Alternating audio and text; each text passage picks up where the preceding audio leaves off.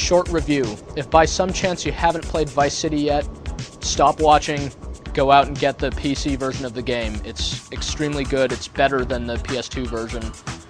If you're still waiting for more information on Vice City, hi, I'm Greg Kasavin, and I'm going to tell you about the new PC version of the game. It's basically the same game as the PS2 release from late last year.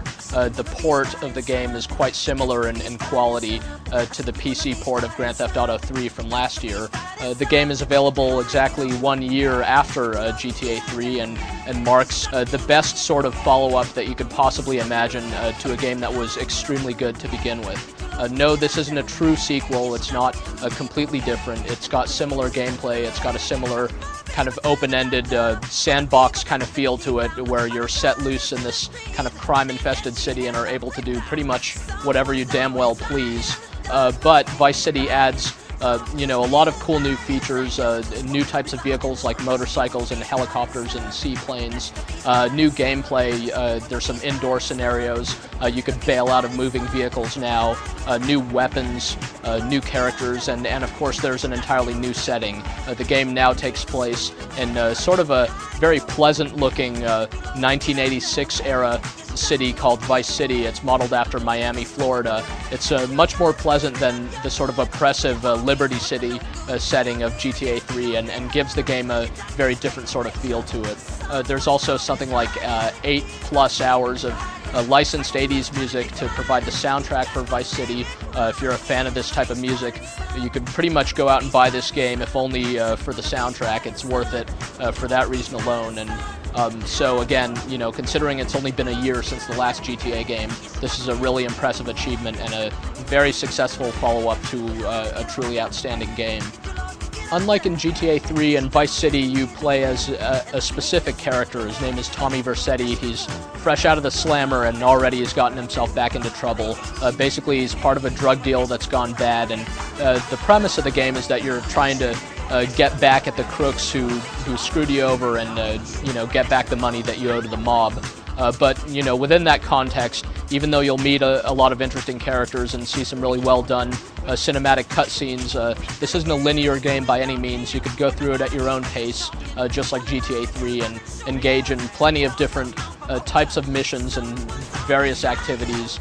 This city of Vice City is just your playground. You could do whatever you want in it. You could, go on a rampage and get the cops on your tail and try to outrun them, or deliver pizzas from a little moped, everything in between.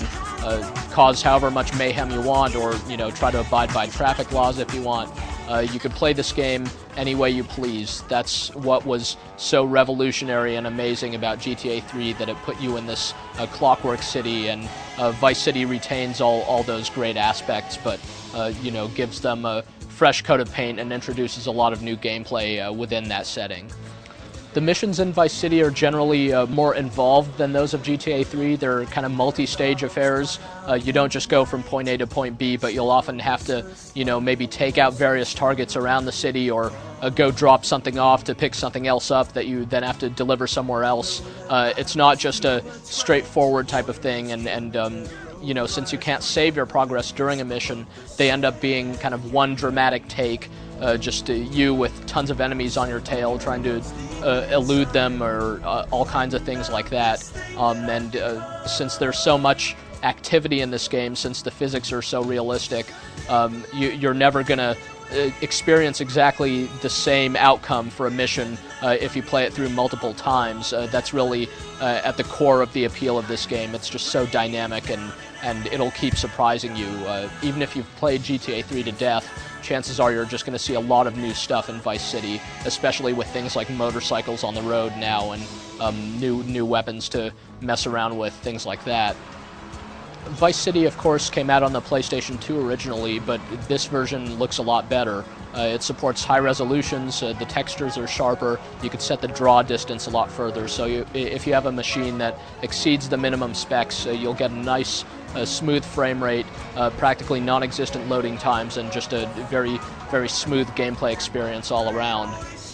With that said, from a technical standpoint, Vice City doesn't look amazing. It's more a great-looking game thanks to its style and just just the realistic physics in the environment, the way the cars collide with each other, things like that, all looks very convincing. But the audio actually does an even better job of establishing and maintaining the atmosphere of the game. As mentioned, this game has hours and hours of 80s music in it.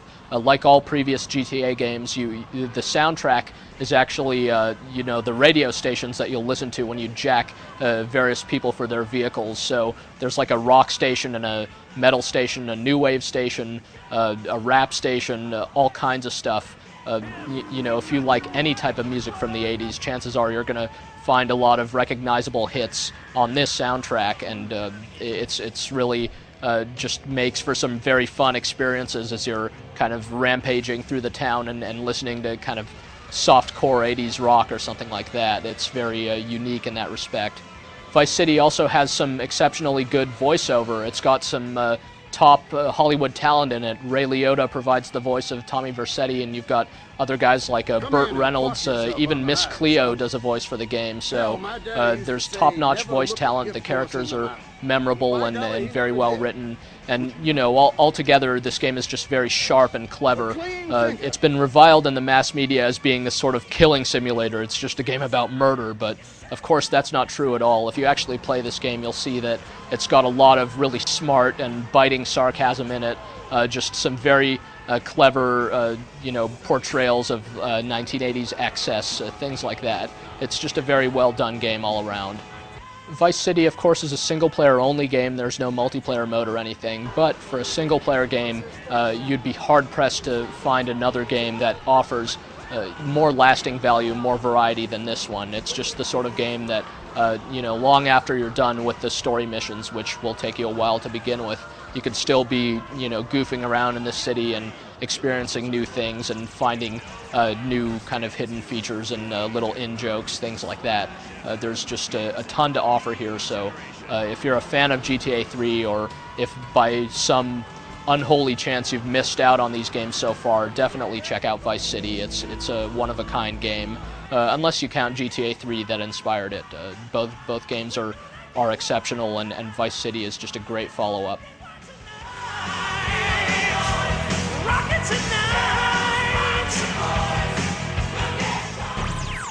The home of rebellion.